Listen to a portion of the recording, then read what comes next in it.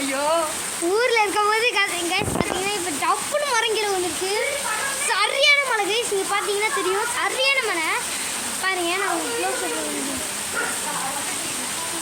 பார்த்தீங்கன்னா உங்களுக்கு தெரியும் காமிக்கிறேன்.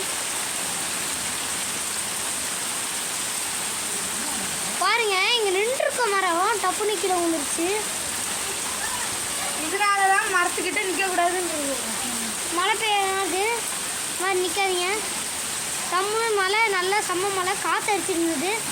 டம்முன்னு கீழே வந்து அந்த வீடு மேலே எல்லாம் கிராக் வந்துருச்சான். வேப்ப மரம் ரொம்ப நாளாக இங்கே அவ்வளோ இடி மழை அடிச்சும் கீழே விழுந்தேன்னா இப்போ டப்புன்னு அந்த மரத்துக்கு மேலே ஒரு இடி இடித்து டப்புன்னு கீழே வந்து இப்போ இதாகிடுச்சான்.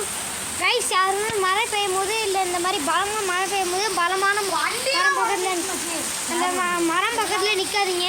அது வார்னிங்க. தயவு செஞ்சு சொல்கிறேன், நீங்கள் இந்த மாதிரி மழை பெய்யும் போது மழை பக்கத்தில் நிற்காதீங்க.